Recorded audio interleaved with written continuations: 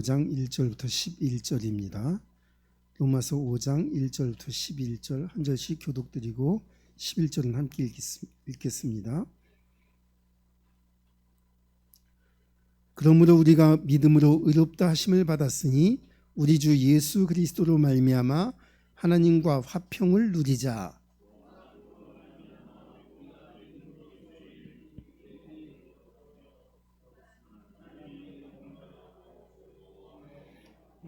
다만 이뿐 아니라 우리가 환난 중에도 즐거워하나니 이는 환난은 인내를, 소망이 우리를 부끄럽게 하지 아니함은 우리에게 주신 성령으로 말미암아 하나님의 사랑이 우리 마음에 부은 바 됨이니.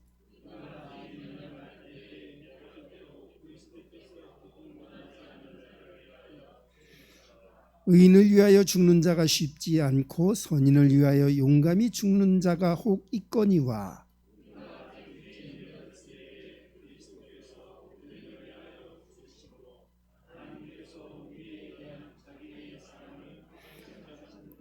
그러면 이제 우리가 그의 피로 말미암아 의롭다 하심을 받았으니 더욱 그로 말미암아 진노하심에서 구원을 받을 것이니.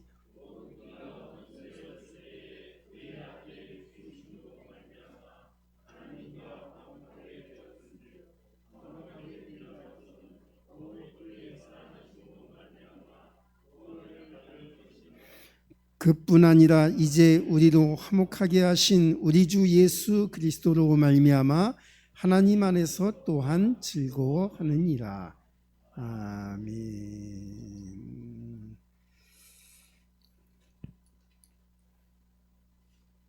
네, 제가 길을 걸어가다가 참새 한 마리를 발견했어요.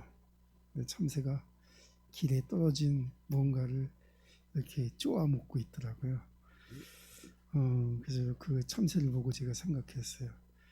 저 참새랑 나랑은 무슨 차이가 있을까? 저 참새도 한 세상을 살아가는데 저 참새에게는 이 세상이 무슨 의미가 있을까? 또 나에게는 무슨 의미가 있을까? 이런 것들을 생각해 봤습니다. 참새는 참새가 인지하고 자기가 보고 느끼고 살아가는 그 참새가 살아가는 그 세상이 자기에게 있는 거죠. 이 세상이 돌아가는 거는 아주 보면은 어떤 한 존재에 의해서 돌아가는 게 아니라 여러 사물들이, 여러 생명체들이 화합하고 또 서로 유기적인 관계를 맺으면서 돌아갑니다. 사람이 혼자 살 수 있는 것 같아도 그렇지 않죠. 사람과 함께 사는 동물만 해도 부지기수입니다. 애완견부터 시작해갖고 가축으로 기르는 가축들도 있을 것이고, 이게 사람이 지금 지구 인구가 한 68억 얼마가 되는데요. 제가 통계를 봤더니 기르는 소가 몇 마리냐 하면 2020년을 기준으로 해서 9억 몇천만 마리가 돼요. 그러니까 2021년 되면 이제 올해죠. 작년 통계니까 한 10억 마리가 넘어갈 거래요. 그러면 한 6.8명당 인구 6.8명당 소 한 마리씩 키우고 있는 거예요. 어마어마한 수죠. 만약에 소가 자연 상태에서 살았더라면 그렇게 많이 지구상에 존재할 수 있었을까요? 그렇게 존재 못하죠. 사람이 잡아먹으려고 기른 거예요. 그러니까 덕분에 소는 물론 그냥 고되게 일도 하고 도축을 당하기는 하지만 수는 엄청나게 늘어난 겁니다. 보면 그 생육 번성이라는 면에서 보면은 어떻게 보면 성공한 거나 마찬가지죠. 그런데 소는 자기가 생각하는 그 생각에 자기 인식이라는 게 별로 없어요. 그래서 그렇게 막 도축을 당하고 힘들게 일하도 그냥 길들여진 대로 그냥 사는 겁니다. 반란 안 일으키죠. 돼지는 한 9억 마리 정도. 닭은 연간 생산량이 580억 마리. 어마어마한 수죠, 그죠? 그러니까 이렇게 많은 것들을 기르고 잡아먹고 또 기르고 잡아먹고 이렇게 하는데 이렇게 많이 기르고 잡아먹어도 사람이 보니까 엄청난 살생을 하는 거잖아요. 근데 사람을 악하다 말하지 않습니다. 먹고 살아야 되니까요, 사람도. 근데 만약에 불교에서 보면은 살생하는 거니까 엄청나게 죄를 짓는 거죠. 근데 막 어떤 그 고기를 안 드시는 스님이 보시기에 야, 인간들이 이렇게 막 잡아먹고 살생을 많이 하니 업보가 크다 이렇게 말을 할 수 있겠죠, 그죠? 그러면 자기는 그런 걸 생선 잡아먹지도 않고 했으니 업보가 덜 쌓여서 자기는 좀 의롭고 우리는 심각한 죄인이 되는 거죠. 하나님은 우리에게 모든 것을 정복하고 다스리는 권세를 주셨습니다. 이 세상을 지으시고 그 세상을 우리에게 위임해 주시고 이 세상을 정복하고 다스려라 하는 그 명령을 우리에게 주셨어요. 그러니까 우리가 가축을 기르는 것도 아니면 곡식을 재배하는 것도 그것도 당연한 우리의 권리들인 것이죠. 그럼 사람이 짐승하고 다른 면이 있습니다. 짐승은 자기 세계가 너무나 좁습니다. 그래서 아까 참새 얘기했지만 참새의 관심은 뭐죠? 그냥 오로지 먹을 것하고 좀 짝지어서 사랑 나누는 것하고 그 다음에 잠깐 노는 것하고 공중을 날아다니는 자유로움하고 그 다음에 새끼 낳고 번성하는 게 그 새들의 세계예요. 참새의 세계예요. 그 이유 그보다 더 넓은 거는 더 깊은 거는 생각하지 않습니다. 개한테 뭐 미적분을 알려고 그러면 그거는 무리죠, 그죠? 근데 사람은 미적분에 대해서 연구하고 또 그것을 사용해서 무슨 과학적이라든가 아니면 산업 경제라든가 이런 부분에 다 적용을 해서 더 우리의 삶을 윤택하게 만들고 있죠. 보니까는 생물들이 이제 뭐 먹이를 위해서 뭐 산란을 위해서 회의를 하죠. 막 이렇게 돌아다녀요. 엄청난 먼 거리를 갖다 이동하고 그렇게 살아요. 근데 그들은 자기가 사는 세계가 그렇게 딱 정해져 있어요. 근데 인간은 날개도 없는데 날고요. 인간은 저 우주 바깥에 나가서 살 생물이 없는데 인간은 우주선 만들어서 저 우주로 나가고 있고요. 또 저 우주 바깥에 뭐가 있는지 더 먼 우주에는 뭐가 있는지 그런 것들을 궁금해하면서 살고 있는 게 사람이에요. 사람은 영적인 존재입니다. 그냥 육체로만 지어진 것이 아니라 인간이 생각할 수 있는 것은 그냥 눈에 보이는 것만 보고 인지하고 생각하는 것이 아니라 눈에 보이지 않는 것까지도 생각하고 인지할 수 있는 그런 영적인 힘을 우리에게 주신 거예요. 만약에 하나님이 눈에 보이는 하나님이셨더라면 눈에 보이는 것만 허락하셨을 거예요. 그런데 하나님 눈에 보이지 않기 때문에 눈에 보이지 않는 것을 보는 것 같이 인식하고 느끼고 또 그것을 신뢰할 수 있는 은혜를 우리에게 주신 겁니다.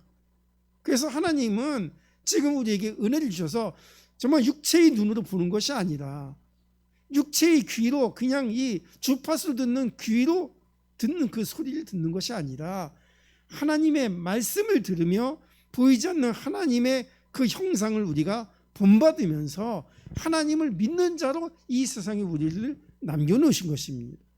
그래서 이 믿음이 너무나 중요하기 때문에 뭐 육체로는 우리가 육체의 생명이 꺼지면은 죽는 거죠.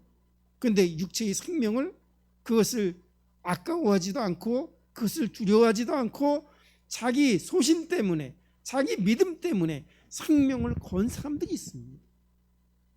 지금 우리나라 기독교는 그냥 세워진 게 아닙니다. 교회가 그냥 세워진 게 아닙니다. 많은 선교사들의 피 흘림 속에서 우리 한국 교회가 생겨났고 또 이 교회를 지키기 위해서 믿음을 지키기 위해서 많은 사람들이 피를 흘렸고 순교를 하였고 또 희생을 하였기 때문에 지금 우리가 이렇게 한국의 교회가 세워지고 우리가 이렇게 신앙생활을 할 수 있게 되어진 것입니다. 그래서 하나님은 번제보다 하나님 아는 것을 원합니다. 그리스도인들이 그냥 교회 왔다 갔다 하는 그리스도인이 아니라 다른 종교랑 그냥 비슷한 그런 인식을 가진 그런 사람들이 아니라 구별되고 또 지적인 그리스도인이 되기를 하나님 원합니다. 그래서 알리는 게 너무나 중요합니다. 내가 무엇을 어떻게 알고 인식하고 그것을 대하느냐에 따라서 내 삶이 다 달라지는 겁니다. 우리 사람은 성정이 다 똑같습니다. 눈, 귀, 입, 코, 귀 다 똑같습니다. 뭐 키가 크고 작고 뭐 피부 색깔이 좀 다르고 뭐 그런 것은 그렇게 큰 차이는 아닙니다. 그러나 어떤 사람은 어떤 마음과 생각 때문에 어떤 목표 때문에 인생길이 갈려집니다. 어떤 자기가 좋아하는 것 때문에 목표 때문에 자기 인생길이 달라집니다. 하나님은 우리가 어떤 목표를 정하고 이 세상을 살기를 원합니다. 그냥 살다가 대강 살다가 그냥 숨 쉬는 데까지 살다가 그냥 아무 목표도 없이 그냥 뜻도 없이 그렇게 살다가 죽기를 원하는 게 아니라 이 세상 살 동안에 표대를 세우고 목표를 가지고 난 이렇게 살 거다라는 그런 확신을 가지고 정말 멋있는 삶을 살기를 하나님이 원하시는 겁니다. 그래서 우리 성원교회가 300명 제자를 놓고 기도를 하고 있는데요.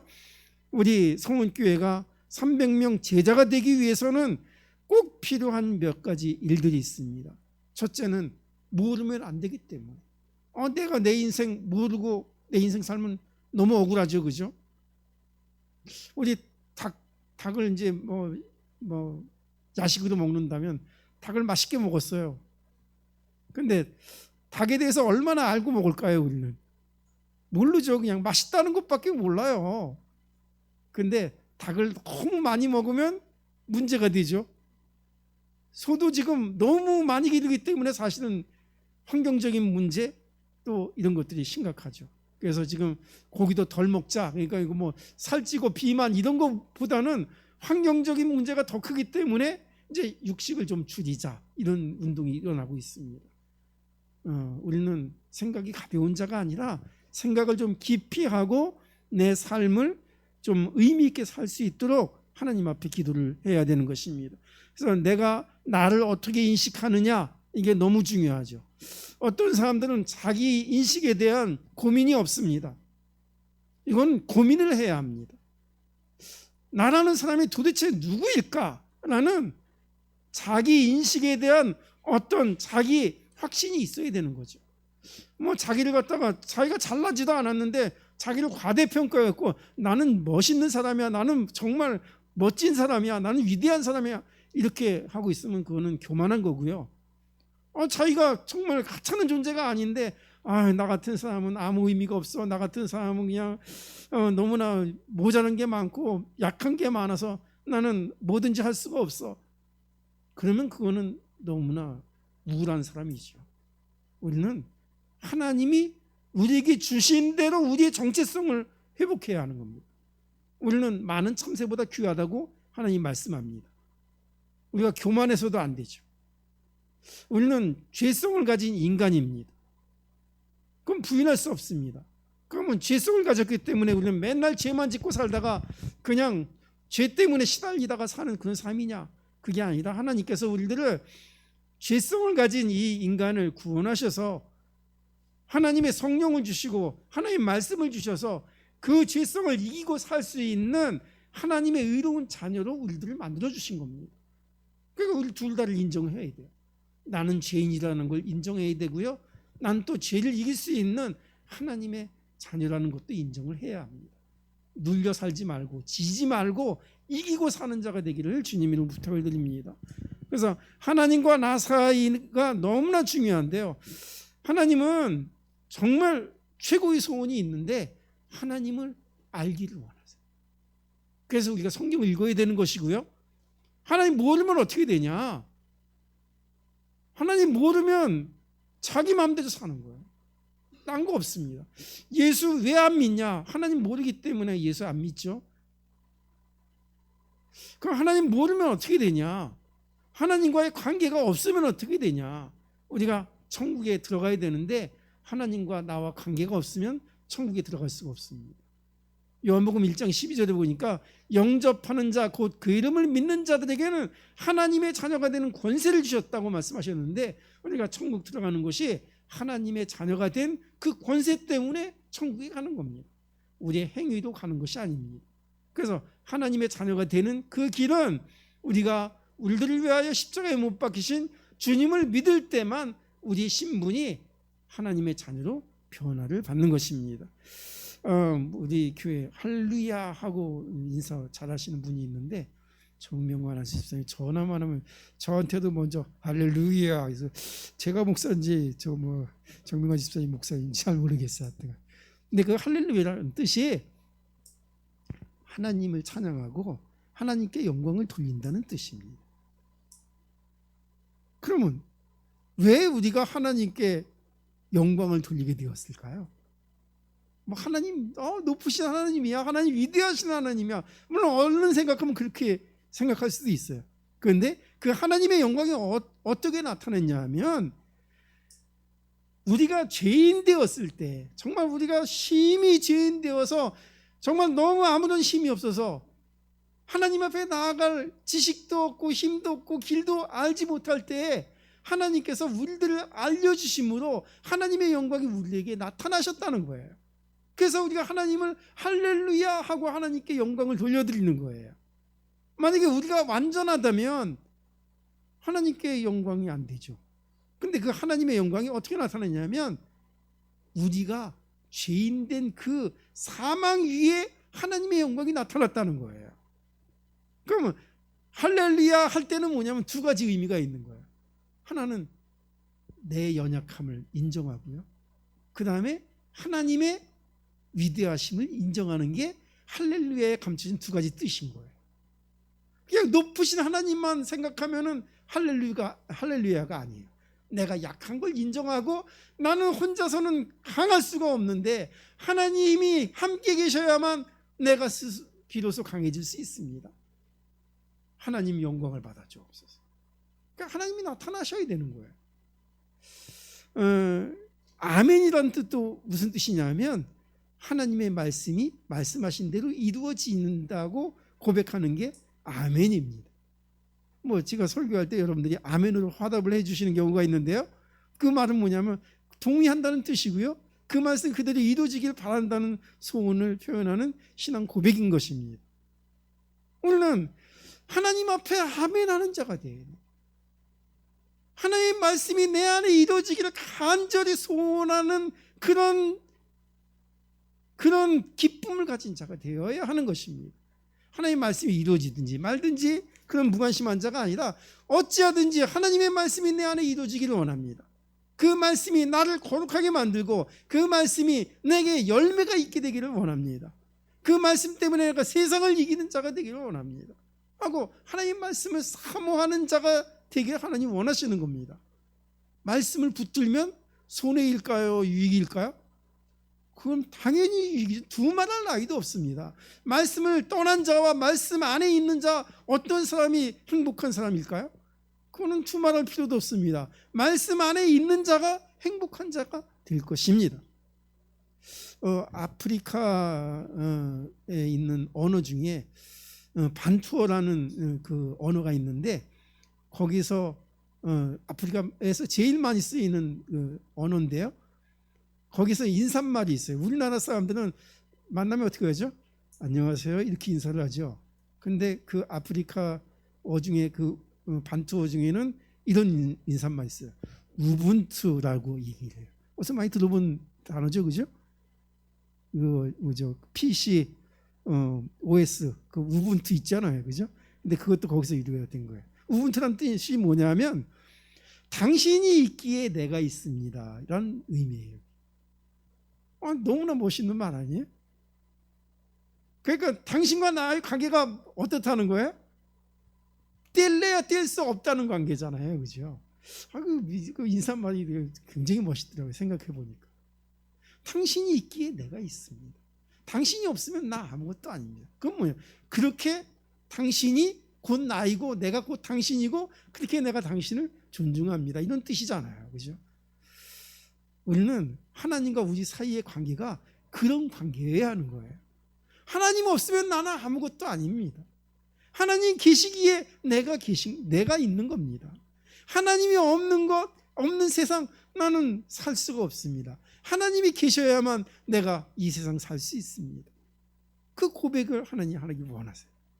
그러면 하나님과 나 사이가 어떤 관계가 되기를 원하냐면 기쁜 관계가 되기를 원해요.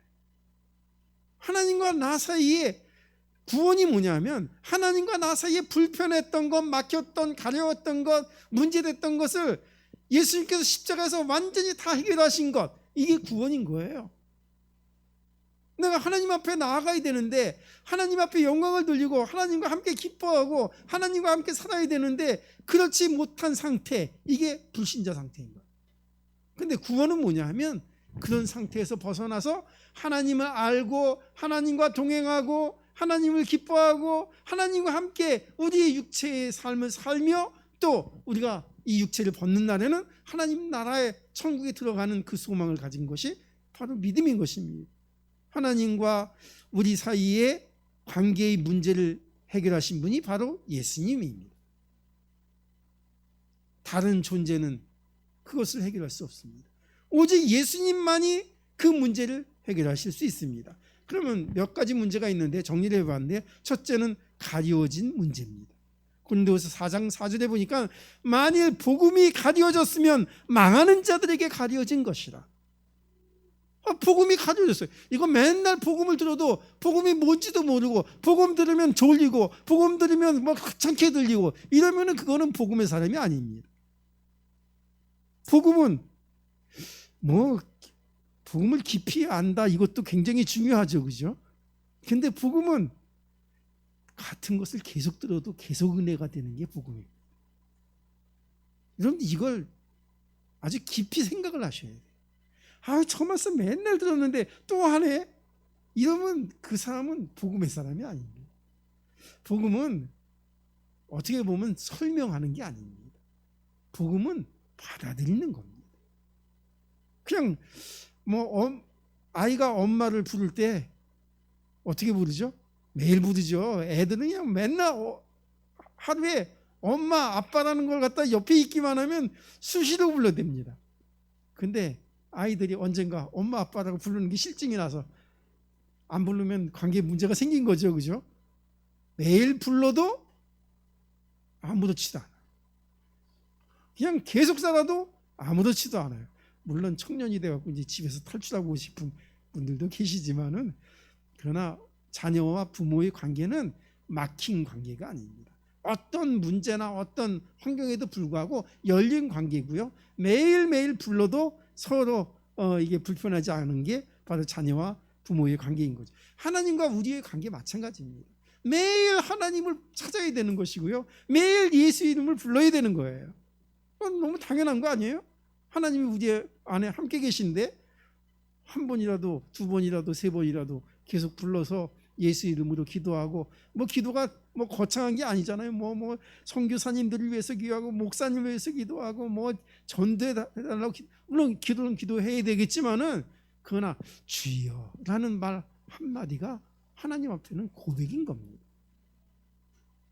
나 예수님 알기를 원합니다 하고 고백하는 것 한마디가 기도입니다. 하나님 그 고백을 너무 기뻐하세요. 말을 많이 한다고 기도를 들으시는 게 아니고요. 번지르하게 유창하게 그냥 아름다운 미사력을 다 동원해서 한다고 하나님께서 그 기도를 더 잘 들으시는 게 아니고요. 하나님은 진심 어린 마음으로 아버지 하고 한마디만 불러도 하나님은 알았다. 내 마음을 안다. 내 뜻을 안다. 내가 너를 안다 하고 기뻐하시고 그 기도에 응답하시는 하나님이신 줄 믿습니다. 그리고 두 번째는 어떤 문제냐면 인식하지 못하고 알지 못하는 문제를 해결한 겁니다. 시편 14편에 보니까는 어리석은 자는 그 마음에 이르기를 하나님이 없다 하는도다, 이렇게 기록되어 있습니다. 그러니까 하나님을 알지 못하는 거예요. 보지 못했으니까요. 느끼지 못했으니까요. 그러나 우리는 예수님을, 하나님을, 성령님을 느끼고 알고 그분을 기뻐하는 그런 마음을 가진 자들인 겁니다. 구원받지 못한 사람은 그 마음이 없는 거죠. 하나님을 믿으라 하면은 우리는 당연히 예스, 우리는 하나님 믿어야죠. 근데 믿지 않는 사람 하나님을 믿으라 그러면 물음표를 딱 주죠. 왜? 내가 왜 믿어야 되는데? 뭐 하나님 계실까? 하나님 못 느끼는 거죠. 전도할 때는 우리가 그분을 잘 설명하고 복음을 전하면, 증인으로서 말을 해주면 그분을 듣고 성령이 역사해야 비로소 그분들이 하나님을 느끼게 되는 것이죠. 그리고 세 번째는 어떤 문제냐면 본질적인 문제입니다. 본질적인 문제. 아까 천국이 누가 가는 데라고요? 자녀가 가는 데라고 그랬죠. 그죠? 믿는 사람이 믿어서 자녀가 되면 천국에 간다고 그랬죠. 그죠? 근데 자녀가 안 되면 갈 수 있나요? 절대로 갈 수가 없어요. 자녀가 되는 것은 딱 한 가지 길이에요. 예수를 믿어야만 하나님의 자녀가 돼요. 그럼 예수 안 믿을 때 그 상태가 어떠냐면 본질상 진노의 자녀라는 거예요. 아무리 잘나고 머리가 뛰어나고 돈이 많고 유명하고 뭐 지식이 뭐 지혜가 IQ가 높고 그런 거 다 소용이 없습니다. 본질상 진노의 자녀는 하나님의 나라에 들어갈 수가 없습니다. 우리는 그 본질상 진노의 자녀에서 구원을 받아서 우리가 진노의 자녀가 아니라 하나님의 자녀가 되고 영광의 자녀가 되어서 하나님 나라에 들어가는 것입니다. 그리고 피할 수 없는 문제가 있습니다. 사람이 한 번 죽는 것은 정한이 있지요, 그 위에는 심판이 있다고 성경이 기록하고 있습니다. 이거는 몸은 아무것도 아닙니다. 다 빌려온 거지요. 이거는 긁으러 온 겁니다.